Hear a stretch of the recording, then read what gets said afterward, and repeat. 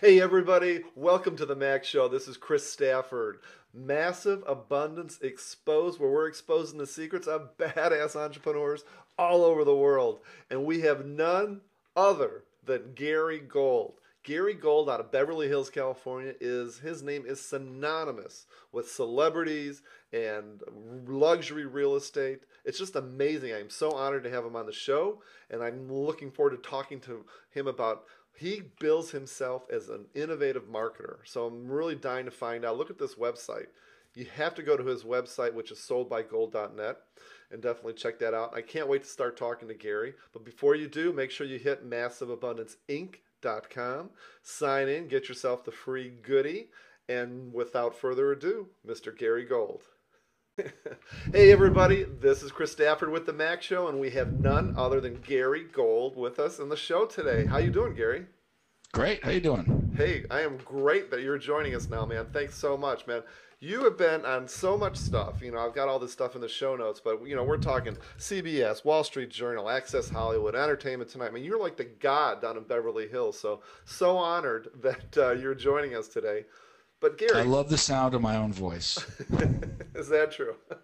You and me both. So. We have a commonality there. Right. Okay. How did you get into business? Well, it wasn't. It's not like I planned on it. I always say when I started in 1977, all you needed was a business card and no better options. I mean, I really didn't want to get into it, but when I was 17, I tried to paint my own car, which is a bad idea. And I destroyed my car and I had to sell it for like $5. And my brother was in real estate, and he said, "Come work for me and I'll buy you a car." And I said, "Okay." And I did all his, and I wanted to be like a songwriter, a lyricist. I did not want to be a real estate agent. I'm a very creative person. At the time, really unorganized. But I started doing all this marketing, and he let me do anything, literally anything. And back in the late 70s, we revolutionized kind of creating a brand for a real estate agent. We created this whole brand around my brother that was outrageous and super, super successful. So I started in the marketing. He let me do whatever I wanted. It was a lot of fun, and we had a lot. So I was really successful from the very beginning. And you started at a very early age, too. 17. I wasn't old enough to have my license. My brother would sign the paperwork. But I really didn't get into sales that much until I was 20. When I was 20, my brother landed a commercial client that was buying full floor leases throughout the country and leasing full flat. His name was Paul Fejan, and my brother was making millions from this guy. And when one day he comes to me, he goes, "Here's the commercial residential division, it's yours." And he would take me out every night to dinner at like 10 o'clock at night. We were really young guys, and he would teach me the business. And so when I was like 20, he dumped this, I already had a name through my brother, and I'd already been helping him for 3 years. So I started out pretty high level. Mm-hmm. Well, that's amazing. Well, and speaking of marketing, you call yourself a market innovator. And Gary, as I told you off air, that there are probably majority of the people listening to this are real estate agents, and they want to know what to do differently in this market. Why do you call yourself an innovator? And maybe give us an example of what you're doing in your current business. Okay, yeah, because when I say innovator, because this started 20 years. 20 years ago, I was doing videos. Wow. Back in the 70s, we were doing marketing that is you think of as pretty typical today, but no one was doing these crazy postcards and these crazy local farming campaigns, and I didn't know anyone else doing things as outrageous as we were back then. Right now, I'm a high-end broker. Mm-hmm. So there are people that are selling $200,000 and $300,000 and $400,000 homes that might be applying some different principles. I consider myself a big game hunter. Like, I did this one marketing campaign, and I got one phone call, and I sold a $4 million home and made $100,000. That was a success. Mm-hmm. So, right now I'm really, really, really about hyper-focused. And the most important thing you can do, by the way, before we get all elaborate, like you have to do all these different things, is pick up the damn phone. Mm-hmm. I created my own CRM that is really good at tracking all the leads I have. At any given time, I've got 200 people who want to buy or sell on some level, and I'm tracking them and trying to figure out who the best people to contact in really high touch.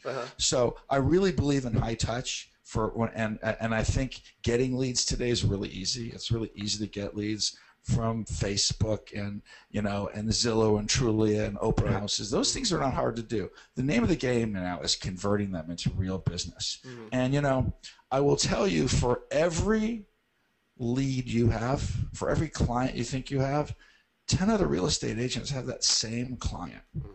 And it really boils down to, and this is what my CRM is all about, I have a belief that the last person that a buyer or a seller communicates with and feels that that person is the easiest, most logical person to deal with will get the business. Now, maybe there's a third of the people out there that are locked in with somebody. But I think that's maybe on the high side. So, for example, if you call somebody on the phone and say, "Hi, how you doing?" and you're following up with them, you may have talked to them a few months ago about buying a home. And they're not necessarily completely ready, but you have a nice conversation. I usually like to call them with some relevant thing. "Hey, something came up I thought you might like." If that person drives down the street tomorrow, you had a nice conversation, they feel you're knowledgeable, and you may have never even met them. They drive down the street tomorrow and see a home they're interested in, or see something on Zillow that they're interested in. Guess what? You might be the easiest, most likely person to call. You're easier than the broker there. You're easier than this guy. I just talked to the guy yesterday. You're like in play with them. Even their own real estate agent that they might think is their agent that they haven't talked to in 6 months, that's a conversation they have to start. That takes more effort. Calling you, who you just spoke to yesterday, who may have talked about that neighborhood, you're going to get that lead. Where so many people fail is that they just don't recognize that there's so many other people tracking these clients like you, and it's almost like a game of you're it. I want to tag all these people, have touched them in some way, and you're going to get a lot of business. So that's simple stuff, but I think that's the most important. I agree with you. Gary, it's amazing to me. Gary, I coach real estate agents all over the country, and it just blows my mind. One of the biggest things I have the hardest time with is getting them to call people. They've got past clients, they've got these leads, they've got their sphere of influence, and yet they're not consistently picking up the phone and developing some kind of system, which I think that you're talking about. And it becomes harder and harder and harder. I mean, if you went on a date with a girl and you waited 2 days, you could call her. As the days go on, it just gets harder and harder to make that call more awkward. So you do have to be in touch with them. Another thing I've discovered, and I really like break things down to the minutia and really like evaluate and analyze things. I have found now that there's these different communication patterns that people have, and if you can figure out and kind of roll with it like a surfer and just just go with the flow.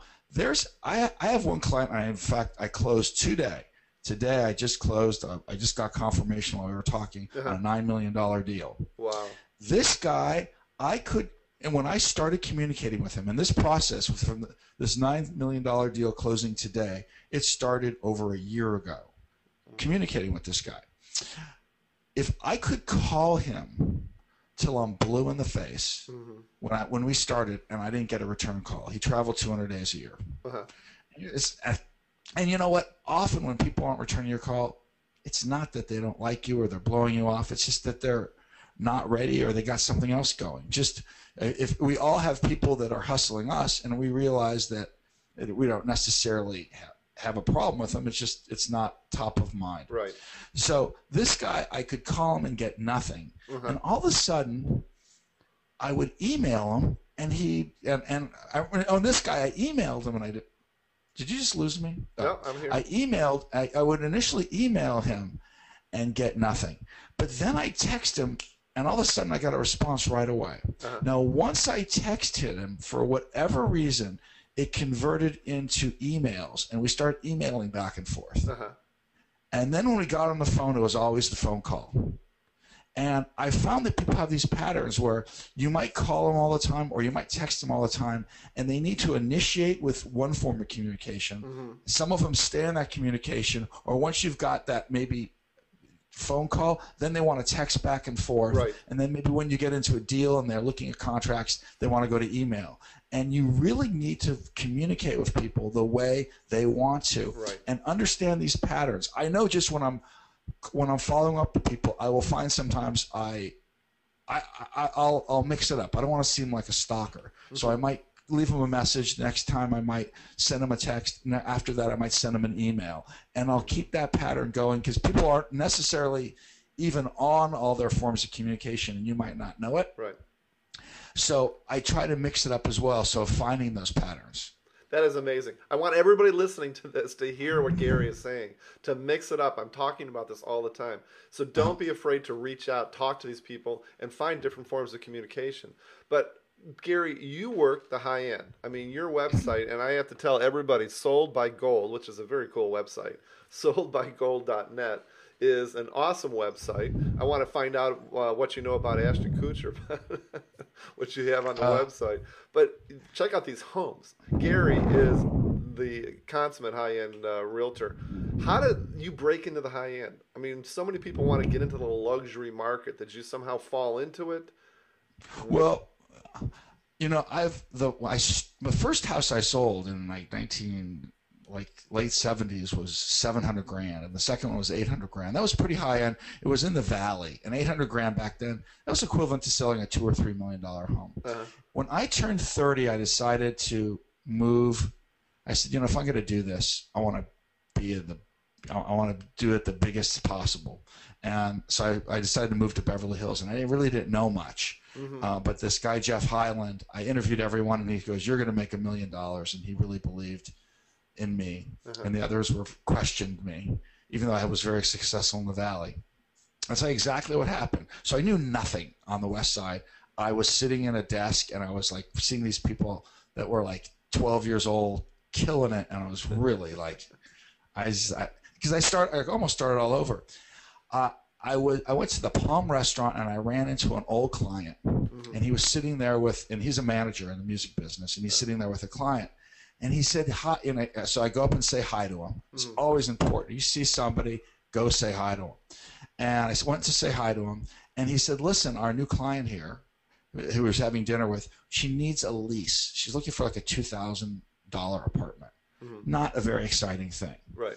And I said, he says, can you help us? I said, no problem. I'll take care of you. So I started calling them, and by the time she got busy, the client of theirs, by the time I went to take her out, she wanted to buy a house for like $700,000, which was a decent price, but nothing great. I sell her. And by the way, she got a hit song. Her name was Paula Abdul. Oh, wow. So, but she wasn't anybody at the time, really. She just had this one hit. By the time I sold her that home, she became one of the biggest stars in the world, and she was ready to buy a $3 million home. Wow, kismet. I took her out, and this is at a time where there was a ton of new development. And there were all these developers building these $3 and $4 million homes all over Beverly Hills and Bel Air. And I went and met all of them, and I was looking for a home. I had her. I happened to have sold her Connie Selleck, who was another actress at the time. And both of them now are looking for houses. I took both of them out, and I was taking them to all these developers and showing them a home, and both were very well known. And all these developers, they were both good looking too, and all these developers thought I was the bomb because I had these celebrity clients. Right. And I literally showed them 50 homes. There was so much new construction. And I ended up getting, I sold them homes, and I ended up getting all these listings. And that's how it started. Now, I repeated the same thing before in the Valley, so it's not like I just got lucky. Something would have happened. But you always look for that opportunity. You never know when someone calls you up. Like this $9 million deal I just did right now, how this came about is an architect who I actually met at Ashton Kutcher's house, but that's another story, called me up and says, I got a client, and we are completely over budget on a house that he's building. And would you come and see it and tell me if he's still okay? Because he's kind of thinking he's spending too much money for the neighborhood. Mm-hmm. So I went and there was no business there. And I said, sure. And I went there and I saw the house and and he happened to be there and I told him he was okay. And that led to 4 months later saying, maybe we love this process. Maybe we want to do it again. Uh-huh. And we ended up doing it again. But that was just going out there on the come, being of service. Right. So being of, you know what, this sounds hokey, but it's so true. Our job is to be of service, to help people out. Hopefully if you're doing this, you know what you're doing. And anytime, anywhere, no one needs to be used, but to go out and help somebody is the name of the game. And if you do that, you're going to get business out of it. I love it. And yeah. That's great. You know, Gary, you are this uber successful realtor, and as every Trep knows, that you have your high points and you have your low days, and you have challenges, just like every entrepreneur out there. What's one of the biggest challenges that you've had maybe in the last 10 years that you've really had to overcome something? I've had my ass kicked multiple times. I went long on developments about 8 years ago. I mean, the market was, and I had in Costa Rica and Hawaii and Las Vegas and Pasadena, and if it all came together, it would have taken my business to a completely different level. I literally had $1 billion worth of real estate on the books.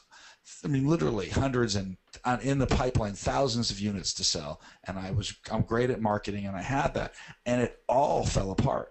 I made a little bit of money, but I would have made way more money in resale. So when I came back like 6 years ago, and I might have my dates off by a couple of years, my name in resale wasn't what it was because I was focusing more energy on there.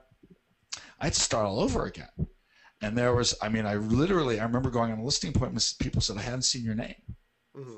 That's not the case anymore. But I rebuilt from there. So that was a big one. I had to start all over. That's when I really went long. And I said, you know what? I want to reinvent myself here as the tech marketing geek with 30 years of experience. And that's when I went up to the Inman Connect conference, and that's what happened there. So that was a big butt kicker. What did you do though? But Gary, what did you do to sort of pull yourself? I mean, you must have been depressed as hell. I mean, what did you do to sort of pull yourself out of it? Because so much of this business is a head game. What did you do? Well, you know what? I'm a very creative person. At night, from like 9 to midnight, I'm trying to go to bed a little earlier, but I know no matter what's going on during the day, I know when my family goes to sleep, everyone's in bed by 9 o'clock. And I'm done. I can go sit in my computer. I have a nice office at my house, and I know I can figure it out. And I always know there's an answer, so I always know I could figure it out. And the one thing that came from those developments was I learned about Zillow, and this was early in the Zillow game, and Zillow really helped a lot get my name out there. But I'm not using it. It's not working that well in my area anymore. But at the time, it was killing it. And I know, by the way, all over the country, there's different areas and different marketplaces that they do really well. But at the time, that was a huge one for me. I'm off to other things now, creating my own content, lots of video. Okay, so and I've had other ass kickers as well. Okay, well, before you say that, the one thing that you did say, which I think is really important, is it sounds like you're a very optimistic guy. And you have to be optimistic in this business and find a way to make things work. So that's one of the things I talk about extensively. But what is the other thing you're talking about? The videos?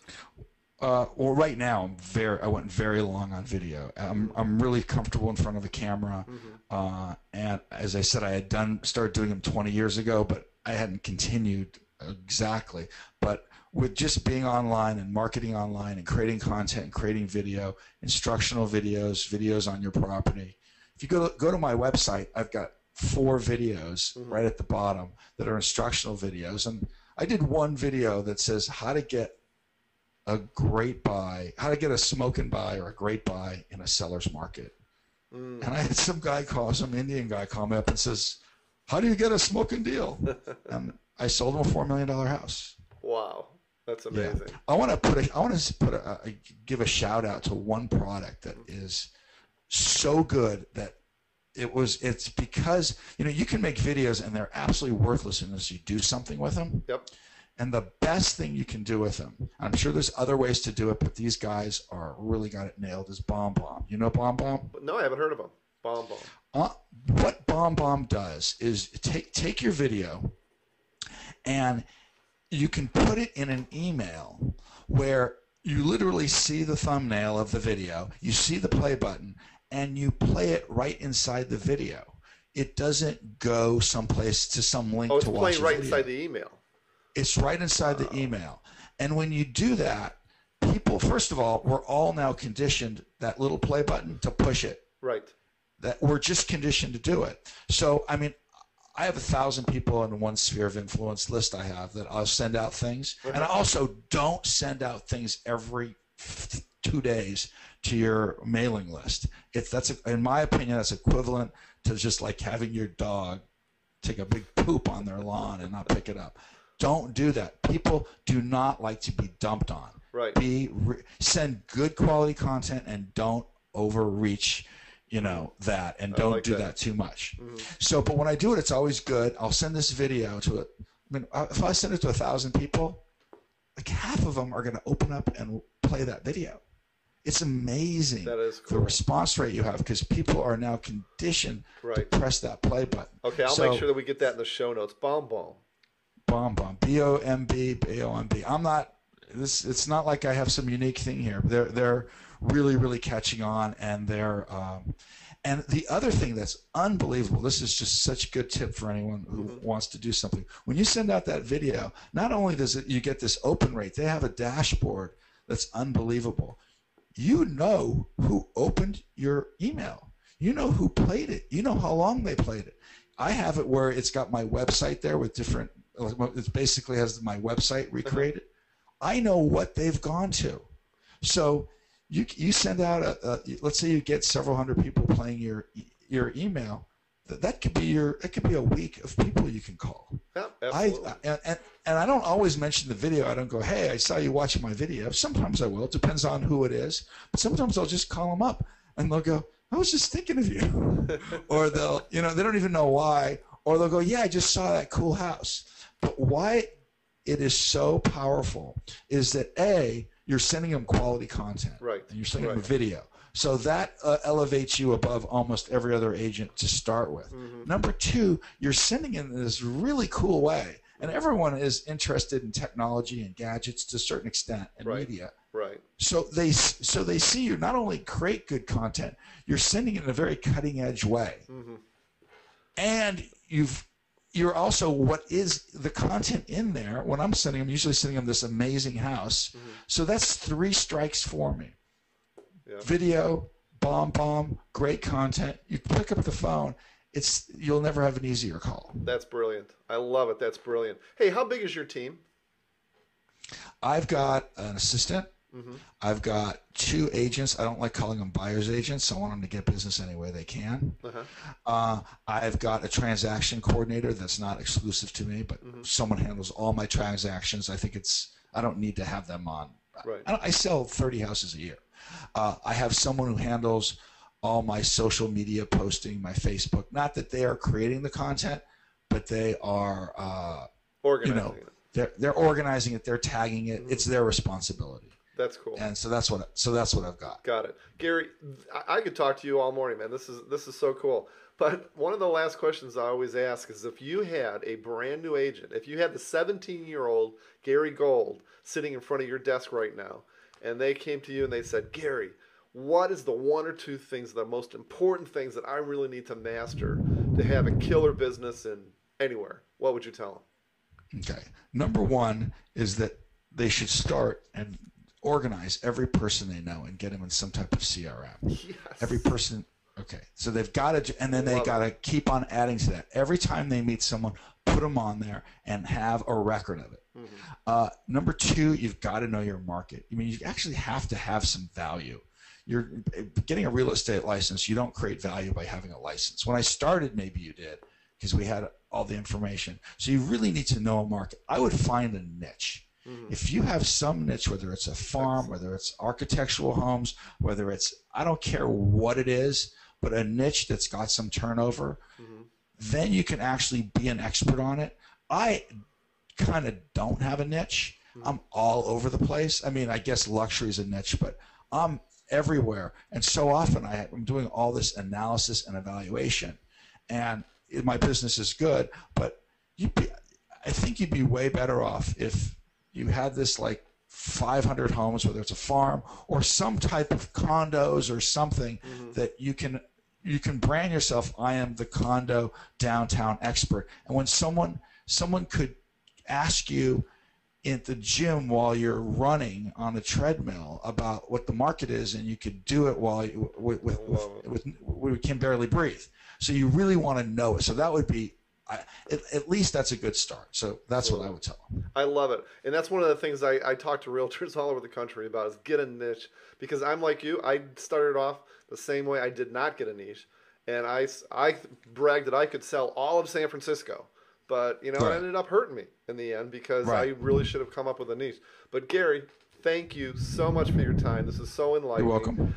You've given me some really good tips, and I'll put all this stuff in the show notes. But I'm honored that you're on the show. Thank you so much, and hope to talk to you again soon, and we will definitely follow you.